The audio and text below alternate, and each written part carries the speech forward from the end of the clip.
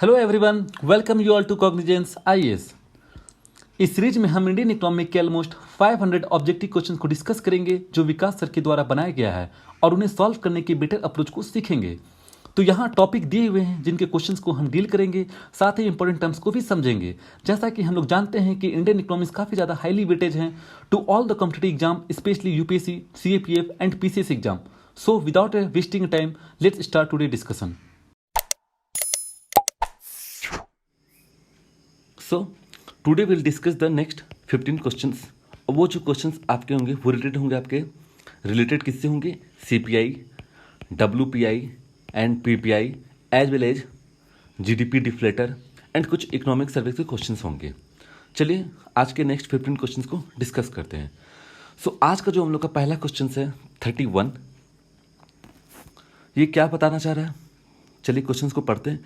If the countries growth rate is good but there is no corresponding growth in employment, then which of the following could be the reason?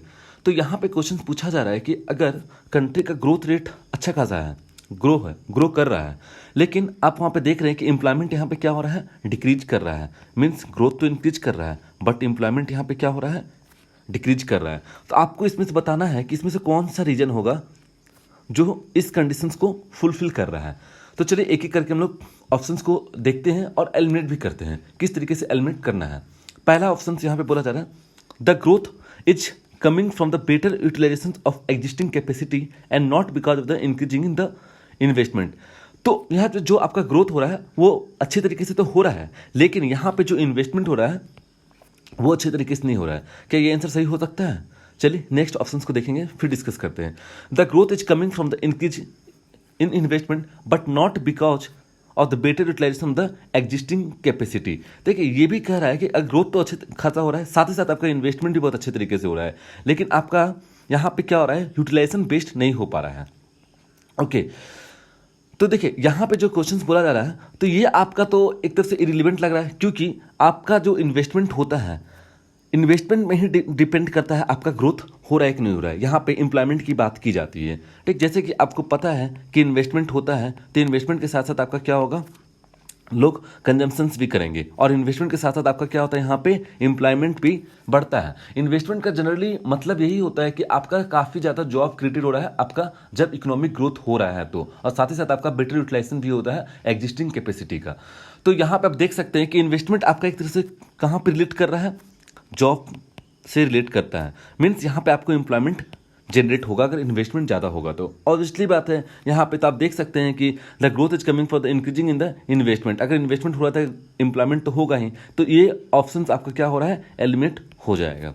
चलिए next question पे चलते हैं। The growth is coming from the both as result of the increasing in the investment and increasing the capacity utilisation.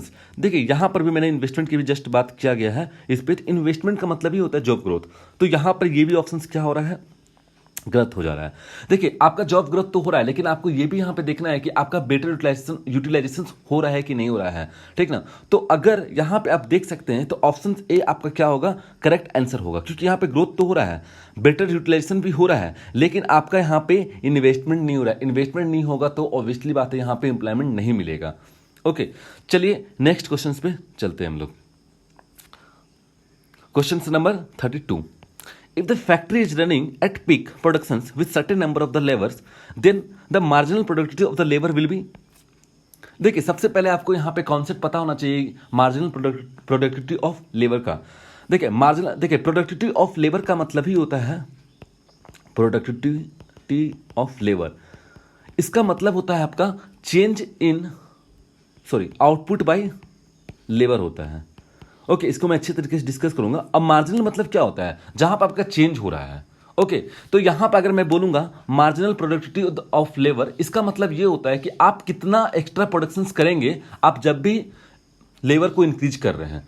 तो आप यहां पे देख सकते हैं कि अगर मार्जिनल प्रोडक्टिविटी ऑफ लेबर आपका क्या पूछा जा रहा है? अगर पिक पे रहेगा, if the factory is running at the peak, कोई इंडस्ट्री है या फैक्ट्री है वो आपका आउटपुट काफ़ी पिक पे दे रहा है, मीन्स उसका अगर 10 यूनिट ही एक दिन में कैपेसिटी है तो 10 यूनिट ही वो इंक्रीज करेगा, मीन्स पिक पे है ये, इससे ज़्यादा वो प्रोडक्शंस नहीं कर सकता है। ओके तो हम ऐसा अगर यहाँ पे क्वेश्चन पूछा जा रहा है कि अगर मार्जिनल प्रोडक्टिविटी को अगर हम चेंज करते हैं तो क्या आपका पिक चेंज होगा? ऑब्वियसली बात है कि अगर आप देख सकते हैं कि मार्जिनल प्रोडक्टिविटी ऑफ लेबर क्या बताता है, change in output by change in labour, और यहाँ पे आउटपुट आपका कितना है, पिक पे बोल रहा है, मीन्स आपका यहाँ पे 10 यूनिट आउटपुट है। अगर हम लेबर पहले यहाँ पे 5 लेबर काम करते थे, अब यहाँ पे हम 10 लेबर दे देंगे, लेबर तो चेंज हो गया लेकिन आपका आउटपुट चेंज होगा? ऑब्वियसली बात है कि यहाँ पे आपका आउटपुट चेंज नहीं होने वाला है। जब आपका आउटपुट चेंज नहीं होगा इसका मतलब ये है कि आपका चेंज इन आउटपुट क्या हो गया, जीरो हो गया। तो यहाँ पे आप देख सकते हैं कि मार्जिनल प्रोडक्टिविटी ऑफ लेबर आपका क्या हो जाएगा, जीरो हो जाएगा। तो इस केस में आपका आंसर क्या होगा, सी होगा। देखिए अगर मैं यहाँ पे सिंपल टर्म में बोलूँ या सिंपल लैंग्वेज में आपको समझाने की कोशिश करूँ, देखिए कोई भी कंपनी या फैक्ट्री है अगर वो पिक लेवल पे होती है, मीन्स आप उसका प्रोडक्शन अगर हाई लेवल पे है तो आप कुछ भी चेंज कर दीजिए तो आपका जो मार्जिनल प्रोडक्टिविटी ऑफ लेबर होगा वो जीरो ही कहलाएगा। ओके, तो यहाँ पे आप देख सकते हैं तो आंसर आपका क्या होगा, जीरो होगा, आंसर सी। चलिए नेक्स्ट क्वेश्चन में चलते हैं। Question number 33, economic growth in a country will necessary have to occur. तो यहाँ पे सिंपल सा क्वेश्चन पूछा जा रहा है कि अगर इकोनॉमिक ग्रोथ होता है तो इसमें कौन कौन सा कंडीशंस फॉलो करेगा, कौन कौन सा ऑप्शंस को फॉलो करेगा। देखिए आप यहाँ पे ऑप्शंस को एलिमिनेट करके बहुत इजी तरीके से बना सकते हैं। पहला ऑप्शन देखिए कि first of all technological progress in the country. आप खुद सोचिए अगर इकोनॉमिक ग्रोथ हो रहा है, ओके ग्रोथ हो रहा है तो उसमें टेक्नोलॉजिकल प्रोग्रेस की बात हो रही है। ऑब्वियसली बात है कि ग्रोथ यहाँ पे टेक्नोलॉजिकल प्रोग्रेस को पूरे तरीके से कवर नहीं करता है। There is population growth in the country, आप खुद देख लीजिए इंडिया का, अगर पॉपुलेशन ग्रो कर रहा है इसका मतलब ये नहीं कि उस कंट्री का इकोनॉमिक ग्रो कर रहा है। हाँ, लेकिन अगर ये आपका क्वालिटी पॉपुलेशन ग्रोथ होता, मीन्स अगर यहाँ पे देखिए अगर यहाँ पे पॉपुलेशन एज आपका वर्किंग एज पॉपुलेशन होते जैसे कि 25 to 40 आपके वर्किंग एज पॉपुलेशन होते इसी के आसपास, अगर ये काफ़ी ज़्यादा वर्किंग पॉपुलेशन स्किल रहते हैं तो यहाँ पे बोल सकते थे कि हाँ इकोनॉमिक ग्रोथ आपका हो सकता था। लेकिन यहाँ पे सिर्फ पॉपुलेशन ग्रोथ को ही मेंशन किया गया है, तो ये भी आपका आंसर क्या होगा, गलत होगा। टेक्नोलॉजिकल प्रोग्रेस भी क्वेश्चन ये ऑप्शन पे आपका गलत होगा। चलते हैं नेक्स्ट क्वेश्चन पे। There is capital formation in the country and the country's exports are increasing. देखिए किसी भी कंट्री का अगर एक्सपोर्ट होता है इसका मतलब ये नहीं कि उस कंट्री का इकोनॉमिक ग्रोथ हो रहा है, क्योंकि वो एक्सपोर्ट्स पे डिपेंड नहीं करता है, वो कुछ भी चीज़ एक्सपोर्ट कर सकता है। देखिए अगर इंडिया की बात करें तो राइस इंडिया कुछ कुछ चीज़ों में एक्सपोर्ट्स में काफ़ी ज़्यादा टॉप कंट्री में आता है, लेकिन वो इकोनॉमिक ग्रोथ में भी तो आता है। लेकिन कुछ कुछ कंट्री ऐसे भी होते हैं जो काफ़ी ज़्यादा एक्सपोर्ट तो करते हैं लेकिन उनका इकोनॉमिक ग्रोथ जरूरी नहीं है कि होगा ही होगा। Okay, so question number C को देखते हैं इसको। तो ये देखते हैं कि क्वेश्चन नंबर सी ऑब्वियसली आपका ये सही है। क्यों, देखिए कैपिटल फॉर्मेशंस का मतलब ही होता है आपका production of the capital of good. Okay, और कैपिटल फॉर्मेशन मैंने पिछले क्लास में बताया था, कैपिटल फॉर्मेशन का मतलब होता है इन्वेस्टमेंट, और इन्वेस्टमेंट जहां कर रहे हैं वहां पे आपका इकोनॉमिक ग्रोथ तो होगा। जैसे भी मैंने बताया इन्वेस्टमेंट यहाँ पर अगर करते हैं तो जॉब क्रिएट होगा, आपका कंजम्पशन इंक्रीज होने वाला है, जिसके कारण ये साइकिल आपका बना रहेगा। ओके, तो यहाँ पे आप देख सकते हैं कि ऑप्शन सी इस क्वेश्चन नंबर 30 में सही होता है। चलिए चलते हैं question number 34। A country is going through the phase of the industrialisation, which of the following statements are correct. देखिए यहां पे क्वेश्चन पूछा जा रहा है कि एक कैपेसिटी, अगर बात बोला जा रहा है, अगर मान के चलिए कि इंडस्ट्रियलाइजेशन हो रहा है, ओके, तो यहाँ पे आप देख सकते हैं कि कौन कौन सा ऑप्शन सही होने वाला है, कौन कौन सा प्रोसेस में आने वाला है। पहला option capital to labour ratio increase, obviously बात है कैपिटल आपका इंक्रीज करेगा यहाँ पे, तो इंडस्ट्रियल प्रोसेस में ये इंपॉर्टेंट रोल निभाता है। ठीक, productivity of the labour increase, तो ऑब्वियसली बात है अगर लेबर इंक्रीज करेगा तो इंडस्ट्रियलाइजेशन इंक्रीज होगा आपका। Total factor of the production increase, तो total factor of the production भी यहाँ पे आपका क्या होगा, इंक्रीज करेगा। Total factor of the production आपका क्या होता है यहाँ पे, लेबर, कैपिटल, यही सब होते हैं आपके। तो देखिए यहाँ पे प्रोडक्टिविटी ऑफ द लेबर की बात की जा रही है। अगर मैं बात करूँ productivity of the labour, just मैंने भी एक्सप्लेन किया था, प्रोडक्टिविटी ऑफ द लेबर का मतलब क्या होता है, आउटपुट बाय लेबर। तो यहाँ पे आप देख सकते हैं बहुत सारे यूनिट होंगे, जैसे कि productivity of the land, output by land. ठीक, तो वही चीज़ मैं बोल रहा हूँ, अगर टोटल फैक्टर प्रोडक्टिविटी इंक्रीज करेंगे तो ऑब्वियसली बात है कि वो इंडस्ट्रियलाइजेशन तो आपका होगा ही। चलिए नेक्स्ट क्वेश्चन पे चलते हैं। Question number 35, consider the following statement regarding the GDP deflator. देखिए यहाँ पे जीडीपी डिफ्लेटर का कॉन्सेप्ट आप लोगों को पता होना चाहिए। देखिए जीडीपी डिफ्लेटर आप लोग का जनरली ये इन्फ्लेशन को लेकर भी बताता है। यहाँ पे आपका जनरली आप बोल सकते हैं कि ये जो इंडेक्स है ये आपका मेजर करता है प्राइस, और प्राइस कितना चेंज हो रहा है क्वार्टरली बेसिस पे यहाँ पे। तो जीडीपी डिफ्लेटर का मतलब अगर मैं बोलूँ तो आप यहाँ पे बोल सकते हैं nominal GDP by real GDP. और मैंने नॉमिनल जीडीपी के बारे में आपको बताया था पिछले क्लासेस में। नॉमिनल जीडीपी का मतलब होता है आपका current price by constant price. देखिए यहाँ पे कांस्टेंट प्राइस का मतलब आपको मैंने क्या बोला था लेने के लिए, बेस ईयर लेने बोला था। और बेस ईयर आपका क्या है 2011 टू 2012 आपका बेस ईयर है। तो जीडीपी डिफ्लेटर आपका क्या बता रहा है, ratio the current price by constant price. तो यहाँ पे देखिए करंट प्राइस अब जब आपका हो रहा है, तो अगर मैं बोलूँ कि अभी के जैसे कोई प्रोडक्ट है, ए नाम का कोई प्रोडक्ट है, इसका दाम प्राइस 2011-12 में 50 रुपया था। ओके, और ये अभी 2020 में इसका दाम कितना हो गया 25 रुपीज़ हो गया। तो यहाँ पे आप देख सकते हैं कि 25 रुपीज़ हुआ, तो 50 to 25 मीन्स यहाँ पे आप देख सकते हैं कि कितना परसेंटेज का यहाँ पे प्राइस कम हुआ है, 50% आपका प्राइस कम हो गया है। ओके, तो यहाँ पे डिफ्लेशन आ गया है। तो अगर यहाँ पे आप सिंपल मैथमेटिक्स लगाएंगे, जीडीपी डिफ्लेटर करंट प्राइस आपका एंड कांस्टेंट प्राइस के बारे में बोल रहा है। अगर यहाँ पे आप देख सकते हैं कि करंट प्राइस आपका ग्रेटर देन कांस्टेंट प्राइस रहेगा, तो जीडीपी डिफ्लेटर आपका क्या होगा, ग्रेटर देन 0 होगा। इसका मतलब ये बता रहा है ये इन्फ्लेशन को इंडिकेट कर रहा है। आप खुद सोच सकते हैं कि अगर करंट प्राइस अभी के प्राइस ज़्यादा रहेंगे आपका लास्ट ईयर प्राइस से, तो ऑब्वियसली बात है कि यहाँ पे आपका इन्फ्लेशन हो रहा है, क्योंकि इन्फ्लेशन क्या बताता है आपका, increase in the prices. Okay, अगर जीडीपी डिफ्लेटर लेस देन 0 रहेगा तो यहाँ पे आपका क्या कहलाएगा, डिफ्लेशन आएगा। आप इनको थोड़ा सा अपने मन से सोचिएगा तो ऑब्वियसली बात है कि आपको क्लियर अंडरस्टैंडिंग हो जाएगा। चलिए क्वेश्चंस के ऑप्शंस पे चलते हैं। It is a index of the price which is calculated as the ratio of the nominal GDP to real GDP. Obviously बात है, ये आपका तो सही है जैसे भी मैंने समझाया। The weight differ according to the production level is good in GDP deflator. हाँ, यहाँ पे है, यहाँ पे आपका क्या हो रहा है कि आपका डिफर रहता है according to the production level पे। आप डिफरेंट प्रोडक्ट पे आप यहाँ पे चेक करते हैं। ओके, तो ये भी आपका ऑप्शन सही होता है। इस कारण से आपका ऑप्शन सी सही हो जाएगा। चलिए चलते हैं question number 36। Which of the following statements are correct about the CPI rural, CPI urban and CPI combined index. देखिए अभी बताने से पहले सीपीआई, डब्ल्यूपीआई एंड पीपीआई बताने से पहले मैं आप लोगों को थोड़ा सा समझा देता हूँ कि प्रोड्यूसर प्राइस इंडेक्स क्या है, होलसेल प्राइस इंडेक्स क्या है एंड सीपीआई क्या है। थोड़ा सा मैं नॉलेज दे देता हूँ क्योंकि आगे क्वेश्चन जब आने वाले हैं तो इस पर काफ़ी ज़्यादा क्वेश्चन रहने वाले हैं। देखिए प्रोड्यूसर प्राइस इंडेक्स की अगर मैं बात करूँ यहाँ पे, तो ये जनरली आपका कहाँ पे इंक्लूड होता है। देखिए फर्स्ट ऑफ ऑल अगर मैं बोलूँ, सबसे पहले आपका पीपीआई आता है, उसके बाद आपका डब्ल्यूपीआई आता है, उसके बाद आप देख सकते हैं सीपीआई आएगा।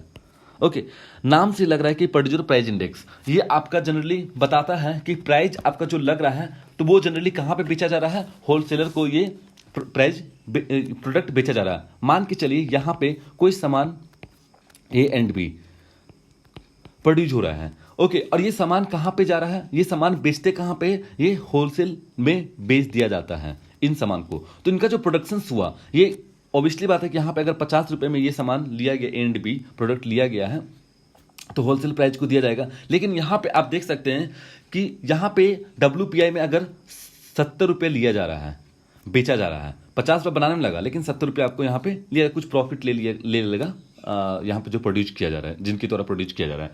ठीक, तो यहाँ पे आप देख सकते हैं कि आपका जो भी मार्जिन यहाँ पे चेंज होगा वो किसके कारण चेंज हो रहा है, दो रीजन के कारण चेंज हो सकता है। पहला रीजन हो सकता है आपका ट्रांसपोर्ट, जो पैसे खर्च हो रहे हैं ट्रांसपोर्ट में।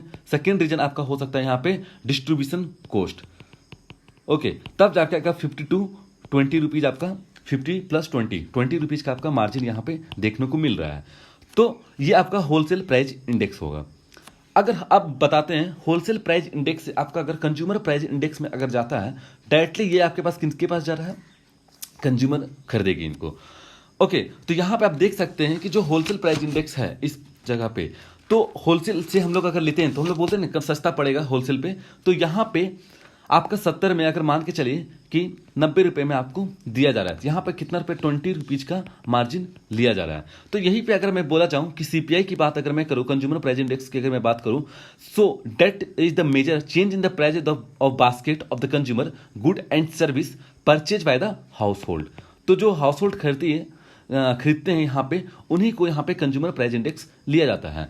और डब्ल्यूपीआई की अगर मैं फिर शुरू से बात करूँ तो देखिए डब्ल्यूपीआई जनरली आपका यूज होता है आपका इन्फ्लेशन टारगेटिंग को, और या मैक्रो इकोनॉमिक्स में काफ़ी ज़्यादा डब्ल्यूपीआई का यूज होता है यहाँ पे। ओके, और एज वेल एज आप यहाँ पे देख सकते हैं कि मैक्रो इंडिकेटर होते हैं आपका इन्वेस्टमेंट डिसीजन में, कौन सा, WPI wholesale price index.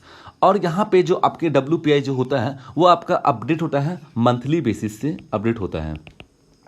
As well as जो यहाँ पे पब्लिश करती है डब्ल्यूपीआई को, होलसेल प्राइस इंडेक्स को, वो कौन पब्लिश करता है, economic adviser in the ministry of commerce and industry. Okay, और यहाँ पे आप देख सकते हैं कि डिफरेंट टाइप के कैटेगराइज यहाँ पे दिए गए हैं, जैसे कि आप ले सकते हैं primary articles, fuel and power, manufacturing goods. Primary articles में आपका इंक्लूड हो जाएगा फॉर कंपटीशन ऑफ द, जैसे डब्ल्यूपीआई इंक्लूड किया यहाँ पे food articles and non food articles, यहाँ पे इंक्लूड होगा आपका प्राइमरी आर्टिकल्स में। वैसे ही अगर आप यहाँ पे सेकेंड कैटेगरी में देखें फ्यूल एंड पावर में, तो यहाँ पे आप ले सकते हैं lights, lubricants, electricity, coal mining and mineral oil included है आपका किस कैटेगरी में, फ्यूल एंड पावर में। ओके, और अगर आप लेते हैं डिफरेंट कैटेगरी जैसे मैन्युफैक्चरिंग गुड्स, इसका वेटेज काफ़ी ज़्यादा है आपका डब्ल्यूपीआई इंडेक्सेस में। तो मैन्युफैक्चरिंग गुड्स में आपको आप यहाँ पे इंक्लूड कर सकते हैं beverage, tobacco product, woods and wood product, textile, paper और भी चीज़ यहाँ पे इंक्लूड कर सकते हैं। और इन तीनों में अगर मैं बोलूँ primary articles and fuel and power and manufacturing product, तो यहाँ पे आप देख सकते हैं कि 2004 में आपका प्राइमरी आर्टिकल 579 था और ये आपका चेंज हो गया है, आइटम यहाँ पे आपका चेंज होकर 983 में चला गया है। कोटेशंस की अगर मैं बात करूँ, आइटम यहाँ पे आपका 102 था प्राइमरी आर्टिकल में और चेंज होकर 117 हो गया है। और अगर मैं फ्यूल एंड पावर की बात करूँ तो यहाँ पे 19 था, काफ़ी कम वेटेज रखता है ये, और 16 हो गया, ये डिक्रीज कर गया 19 to 16, ये आपका इंक्रीज किया प्राइमरी आर्टिकल। और मैन्युफैक्चरिंग प्रोडक्ट आपका यहाँ पे क्या हुआ, इंक्रीज किया, 555 था, अब कितना हो गया 564। तो अगर मैं बोलूँ ओवरऑल डब्ल्यूपीआई आपका यहाँ पे क्या हो रहा है, इंक्रीज किया है कितना प्रोडक्ट से, 626 से आपका 697। सिर्फ आपका ये फ्यूल एंड पावर ही का जो आइटम्स होता है यहाँ पे डिक्रीज किया गया है 2011 और 12 में। ये मैंने 2004 और 2005 से 2011-12 में कंपेयर किया हूँ। ओके, तो देखिए डब्ल्यूपीआई आपका तो की मैक्रो इंडिकेटर तो है ही, लेकिन यहाँ पे काफ़ी चीज़ चेंज किया गया है। जैसे कि यहाँ पे जनरली ये आपका इन्फ्लेशन को इंडिकेट करता है। ओके, तो आप यहाँ पे देख सकते हैं कि जो आपका डब्ल्यूपीआई है, तो इसमें आप देख सकते हैं कि इनडायरेक्ट टैक्स को यहाँ पे इंक्लूड नहीं किया गया है। तो पहले यहाँ पे क्या है कि इनडायरेक्ट टैक्स को इंक्लूड किया जाता था, indirect tax as well as आप यहाँ ले सकते हैं कि सर्विस को भी यहाँ पे इंक्लूड नहीं किया था डब्ल्यूपीआई इंडेक्स में। अब देखिए डब्ल्यूपीआई इंडेक्स में इनडायरेक्ट टैक्स को क्यों नहीं इंक्लूड किया था, देखिए इसके पीछे रीजन यही दिया गया था क्योंकि यहाँ पे जो आपका रिकमेंडेशन दिया गया था, so that is the tax should not figure in this measure so that the price signal emerging from the product side of the economic are not influenced by the physical policy. कहने का मतलब ये है कि जब भी government अगर physical policy बनाती है, पॉलिसी अगर बना रही है, तो एक तरह से वो अच्छे तरीके से पॉलिसी बनाए और इनसे इन्फ्लुएंस ना हो जाए, इसलिए यहाँ पे इनडायरेक्ट टैक्स को यहाँ पे इंक्लूड नहीं किया गया है। और अगर जैसे यहाँ पे बोला जाता है अगर इनडायरेक्ट टैक्स को यहाँ पे इंक्लूड नहीं करेंगे तो ये एज ए सिमिलर आपका प्रोड्यूसर प्राइस इंडेक्स के इक्वल में आ जाता है। चलिए आप इनके बारे में थोड़ा सा कमेंट बता दीजिएगा कि ये कैसे इक्वल में आएगा आपका अगर इनडायरेक्ट टैक्स नहीं लिया जाता है तो चलते हैं सीपीआई में। देखिए सीपीआई आपका जनरली मैंने अभी आपको बताया, ये आपका कहाँ पे किस लेवल पे चेक किया जाता है, आपका हाउस होल्ड जब खरीदती है उस लेवल पे चेक किया जाता है, ठीक। और यहाँ पे आप देख सकते हैं कि ये इन्फ्लेशन टारगेटिंग करती है। यहाँ पे अगर गवर्नमेंट अगर बनाती भी है कोई पॉलिसी तो यहाँ पे चेंज करे, जैसे अभी देख सकते हैं मॉनेटरी पॉलिसी कमेटी आपका उर्जित पटेल कमेटी के टाइम में आया था, तो वहाँ पे बताया गया था कि अगर अब लेना है, अगर जीडीपी सब देखना चेक करना है तो हम लोग सीपीआई कंबाइन को लेंगे, ठीक। तो यहाँ पे आप देख सकते हैं कि central static office ministry of the statical and programme implementation, तो यहाँ पे रिवाइज किया गया कुछ मेथोडोलॉजी और कुछ चेंजेस किए गए हैं यहाँ पे, ठीक। तो यहाँ पे आप देख सकते हैं कि आपका अभी प्रेजेंट में जो कंज्यूमर प्राइस इंडेक्स होंगे सीपीआई फॉर द 5 टाइप के होते हैं, CPI for the industrial worker, second CPI for the agriculture labour, third CPI for the labour and four CPI for urban, CPI rural urban, ये 5 type के आपके होते हैं। और CPI rural urban, CPI urban and CPI rural, ये आपका ministry of the statistics and programme implementation यहाँ पे यूज होता है, मीन्स वही डेटा को रिलीज करती है। ओके देखिए जनरली अगर मैं सीपीआई की बात करूं तो ये एक तरह से यूज होते हैं आपका इन्फ्लेशन में, ये इफेक्ट करता है आपके इन्फ्लेशन में, और एक तरह से ये पता करते हैं real value of the wages, salary, pension and regular prices क्या क्या यहाँ पे हो रहा है। ओके और देखिए एक तरह से ये मैक्रो इंडिकेटर इन्फ्लेशन तो है ही, साथ ही साथ ये भी ये बताता है कि कॉस्ट ऑफ लिविंग इंडेक्स के बारे में भी बताता है, मीन्स एक तरफ से ये आपका बता सकता है स्टैंडर्ड ऑफ लिविंग के बारे में भी ये थोड़ा सा डिटेल एनालिसिस कर सकता है। जैसे आप देख सकते हैं कि कंज्यूमर्स क्या करेंगे, वही सामान को खरीदेंगे ना जितना उनके पास पैसे होते हैं, जितना उनके पास मनी, जितना उनके पास वो डिमांड है, वो उससे ज़्यादा नहीं खरीद सकते। मीन्स एक तरफ से यहाँ पे स्टैंडर्ड ऑफ लिविंग के बारे में भी बताया जा रहा है।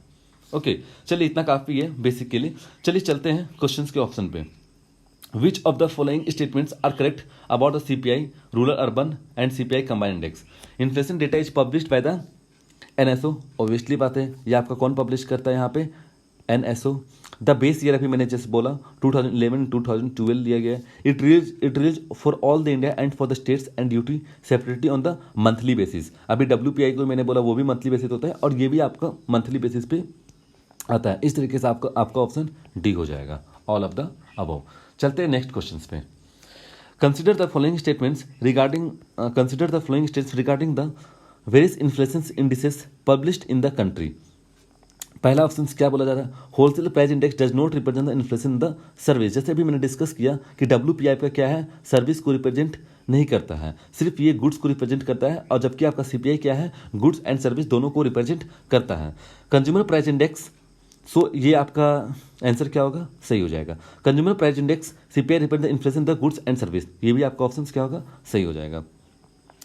CPI and WPI represent the inflation of the imported good also, तो ये भी आपका देखिए यहाँ पे अच्छा कॉन्सेप्ट दिया गया है, जो आपका ये रिप्रेजेंट करता है, ये इम्पोर्टेड गुड्स को भी रिप्रेजेंट करता है। ओके तो यहाँ पे फोर्थ ऑप्शन क्या करा है? GDP deflator captures the inflations of the goods and service produce domestically. तो यहाँ पे देखिए सबसे इंपॉर्टेंट क्वेश्चन यहाँ पे बोला है, देखिए जब भी आप जीडीपी डिफ्लेटर निकालते हैं तो यहाँ पे ध्यान में रखिए कि ये इंक्लूड नहीं करता, does not include the inflation due to the imported goods and service. So GDP deflators included only on the domesticated product. तो यहाँ पे डोमेस्टिकली आपका जो भी प्रोड्यूस हुआ है उनको सिर्फ इंक्लूड करेगा आपका जीडीपी डिफ्लेटर, तो ये भी आपका सही होगा आंसर। इस तरीके से आप देख सकते हैं कि आपका all of the above answer है। चलिए next question number 38। Wholesale price inflation index include the price change of which of the following sector. तो यहाँ पे आप देख सकते हैं कि कौन सा सेक्टर में चेंज किया। अभी जस्ट मैंने बताया कि यहाँ पे चेंजेज हुआ है काफ़ी ज़्यादा, तो एग्रीकल्चर्स में भी चेंज हुआ है। देखिए स्टैटिक पोर्शन से थोड़ा सा पढ़ना होगा आपको, माइनिंग, मैन्युफैक्चरिंग एंड इलेक्ट्रिसिटी। तो यहाँ पे आपका ऑप्शन क्या होगा? All of the above.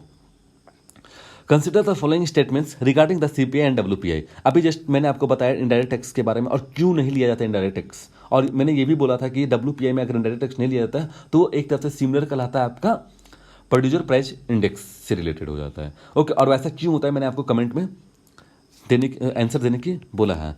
Okay तो पहला ऑप्शन यहाँ पे देख सकते हैं कि CPI include the indirect tax, obviously बात है ये पहला ऑप्शन सही होगा। ओके और डब्ल्यूपीआई में मैंने अभी जस्ट बोला कि यहाँ पे इंक्लूड नहीं करता है, इसलिए आपका सेकंड ऑप्शन गलत हो जाएगा। तो इस तरीके से आपका 39 का सी ऑप्शन सही होगा, सॉरी ए ऑप्शन सही होगा। चलिए क्वेश्चन नंबर 40 पे चलते हैं। Consider the following statement with reference to the income elasticity of the demand. देखिए यहाँ पे आप लोग को थोड़ा सा समझना होगा इनकम इलास्टिसिटी के बारे में, आखिर ये होता क्या है इलास्टिसिटी ऑफ डिमांड।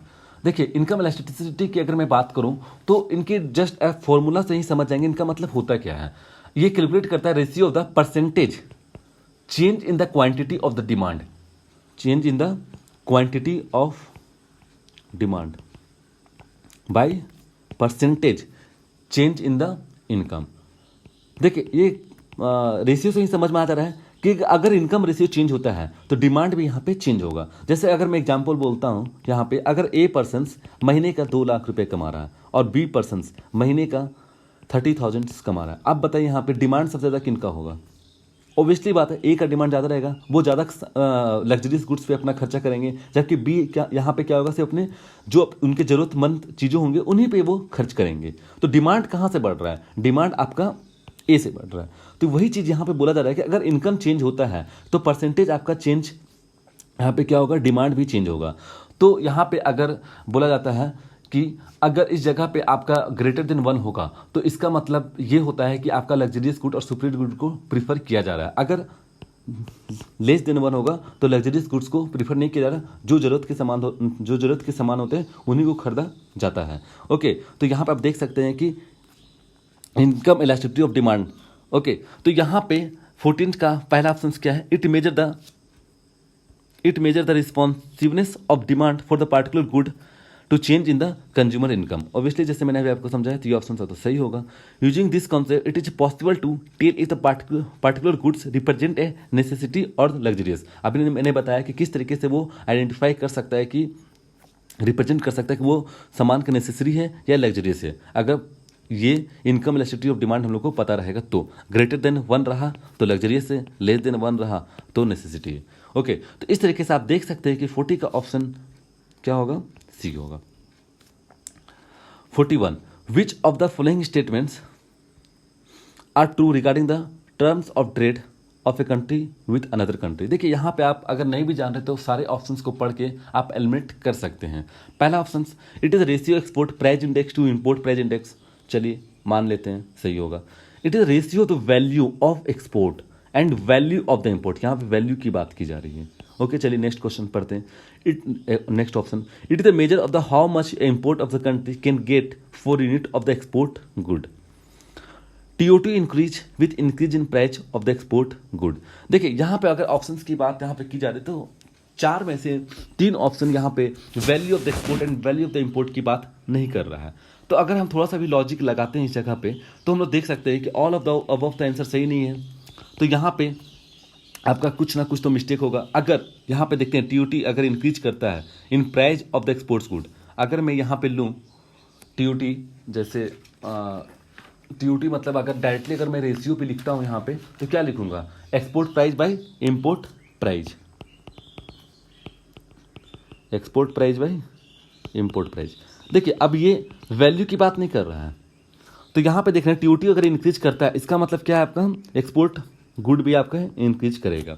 तो ऑप्शन डी, ऑप्शन 4 आपका क्या हो गया, ये सही हो गया। It is the major how much import of the country can get unit of the export good. देखिए रेशियो में है तो ये ऑब्वियसली बता रहा है कि ये जो इंपोर्ट है मेजर करता है कि कितना इंपोर्ट अगर कंट्री कर रही है तो कितना यूनिट ऑफ द एक्सपोर्ट भी उनको मिल रहा है। तो ये भी एक तरह से बता रहा है टर्म्स ऑफ ट्रेड, तो ये भी आपका ऑप्शन सही होगा। लेकिन यहाँ पर रेशियो के बारे में बात नहीं, सॉरी वैल्यू के बारे में बात नहीं की जा रही है। ओके, तो इस तरीके से आपका सेकेंड ऑप्शन गलत हो जाता है। अगर आप सेकेंड ऑप्शन कट करते हैं यहाँ पे तो बी एंड डी कट हो जाता है और आप लोग को पता है थर्ड एंड फोर्थ सही है। इसका मतलब ये है कि ratio of the export of the price index to the import price index के बारे में टर्म्स ऑफ ट्रेड बताता है। इसलिए आपका यहाँ पे क्या होगा, आंसर डी होगा, सॉरी आंसर सी होगा। ठीक, तो यहाँ पे जो आपका TOT है तो terms of trade that is the measure the how much import and economy can get for unit of the export of the good, जो आपका ऑप्शन नंबर 3 बता रहा है। ठीक, तो यहाँ पे आप देख सकते हैं कि TOT जनरल डिफाइन करता है प्राइस इंडेक्सेस को लेकर के, यहाँ पे आपका वैल्यू पे डिपेंड नहीं करता है, value of the imports and good, sorry value of the import and exports पे ये नहीं कर रहा है। चलिए चलते हैं नेक्स्ट क्वेश्चन पे, question number 42, which of the following is common measure of degree और ओपनेस ऑफ एन इकोनॉमी। देखिए सबसे सिंपल सा क्वेश्चन है, यहाँ पे आप इजी वे टू एलिमिनेट करके सारे आंसर्स को हटा सकते हैं। जो आपका सही आंसर होगा वो अपने आप ही यहाँ पे निकल जाएगा। Exports and imports share in the world, आप खुद सोचिए कि अगर हम ओपनेस की बात करते हैं तो हम शेयर करने से हो जाएगा, ऑब्वियसली बात नहीं होगा, तो ये ऑप्शन तो गलत हो गया। Balance of the payment as a percentage of the GDP, तो यहाँ पर ये भी ऑप्शन नहीं होगा, ये बैलेंस ऑफ पेमेंट की बात कर रहा है। Trade balance percentage of the GDP, ये आपका सिर्फ बता रहा है एक्सपोर्ट माइनस इंपोर्ट के बारे में बता रहा है, तो ये आपका ओपनेंस ऑफ एन इकोनॉमी के बारे में तो इंडिकेट कर ही नहीं रहा है। तो इस तरीके से आप देख सकते हैं यहाँ पे export and import of goods and service as a percentage of the GDP, ये आपका मोस्ट अप्रोप्रिएट आंसर बता रहा है, इसलिए आपका ऑप्शन क्या होगा, डी हो जाएगा। चलिए चलते हैं नेक्स्ट क्वेश्चन पे, question number 43, consider the following statement regarding the India's merchandise trade. देखिए यहाँ पे ये जो क्वेश्चंस है जनरली जो ऑप्शन दिया है ये इकोनॉमिक सर्विस से रिफर किया गया। अगर आप ट्रेंड में हैं और पढ़ रहे हैं तो आप लोग को ये आंसर लगाना ईजी हो जाएगा सही करने में। It is sorry, India's merchandise import as percentage of GDP has steadily decrease in the last decade. Okay, तो यहाँ पर आप देखिए कि जो आपका मर्चेंडाइज गुड्स जो हम लोग इम्पोर्ट करें स्टेडली डिक्रीज कर रहा है। ऑब्वियसली बात है कि नहीं डिक्रीज कर रहा है इस जगह पे, ठीक। तो यहाँ पे आपका ऑप्शन गलत हो जाएगा। India's mercantile export as a percentage GDP is steadily decrease in the last decade. ये भी परसेंटेज अगर परसेंटेज जीडीपी तो सेम आपका यहाँ पे क्या हो रहा है, इंपोर्ट और एक्सपोर्ट दोनों का दोनों डिक्रीज नहीं कर रहा है, इसलिए आपका ऑप्शन क्या होगा यहाँ पे डी हो जाएगा। चलिए क्वेश्चन नंबर 44 पे चलते हैं। Consider the following statement regarding the service trade of India. ये भी आपका इकोनॉमिक सर्विस रिलेटेड है। Value of the export of the service is equal to the merchandise export. देखिए ये तो ऑब्वियसली बात है कि इक्वल तो नहीं है, यहाँ पे सर्विस हम लोग को ज़्यादा इम्पोर्ट होता सॉरी एक्सपोर्ट होता है आपका इंडिया का, तो यहाँ पे इक्वल तो नहीं है, तो ये ऑप्शन आपका गलत हो गया है लॉजिक लगा के। India service trade is steadily in surplus in the last decade. तो सर्विस ट्रेड तो हम लोग का इंक्रीज कर ही रहा है, ये हम लोग का लास्ट डिकेड से। हम लोग नहीं बोलते हैं कि सर्विस काफ़ी ज़्यादा हम लोग प्रोवाइड करते हैं, हम लोग मैन्युफैक्चरिंग डिक्रीज कर रहा है। डिक्रीज करने का मतलब कि हम लोग मैन्युफैक्चरिंग पे ज़्यादा फोकस कर ही नहीं रहे हैं, हम लोग किन पे फोकस करते हैं, सर्विस पे ज़्यादा फोकस करते हैं। इसलिए आपका ऑप्शन बी होगा यहाँ पे, क्योंकि ऑप्शन सेकंड आपका सही हो गया। Consider the following statement regarding India. देखिए यहाँ पर भी इकोनॉमिक सर्विस क्वेश्चन है आपका। Exports of goods exports as a percentage GDP has steadily decrease in the last decade. तो डिक्रीज नहीं किया स्टेडली यहाँ पे, इसलिए ये आपका ऑप्शन गलत होगा। ट्रेंड को आप रेफर कीजिए यहाँ पे, और अगर आप रेगुलर न्यूज़पेपर पढ़ रहे हैं, इकोनॉमिक सर्विस पढ़ रहे हैं, तो वहाँ पर भी देखिए तो ये आपके माइंड में आ जाएगा कौन सही है कौन सा गलत है। Import as a percentage GDP has steadily increase in the last decade. Obviously बात है कि स्टेडली इंक्रीज करने का मतलब ये होता है, तो ये तो नहीं हो रहा है, ये भी नहीं हो रहा है। Trade as a percentage of GDP has steadily decrease in the last decade. Trade तो ऐसा नहीं है कि आपका डिक्रीज किया स्टेडली, ओके ऐसे ये तो कभी कभी ना ऊपर काफ़ी गया भी है, इंक्रीज भी किया है, तो पिछली बात है ये भी आपका थर्ड ऑप्शन गलत होगा। इसके लिए देखिए मैं इसके लिए प्रीफर करूंगा आपको कि आप इकोनॉमिक सर्विस को अच्छी तरीके से पढ़िए, एनालिसिस कीजिए, ग्राफ को देखिए और डेटा को एनालिसिस कीजिए बहुत अच्छे तरीके से, तब आपको ये अच्छे तरीके से क्लियर हो जाएगा। जीडीपी क्या, rate of the GDP, percentage of the GDP, इन सब के टर्म में देखिए कौन सा इंक्रीज कर रहा है, डिक्रीज कर रहा है, स्टेडली इंक्रीजिंग, कॉन्स्टेंटली इंक्रीजिंग, इस तरह के क्वेश्चन पूछे जाते हैं। आप इनको अच्छे तरीके से स्टडी कीजिए। सो question number 45। So, this is the end of today's discussion. Hope you like it. For any query, just visit our Telegram group. Stay connected, stay safe. Thank you very much.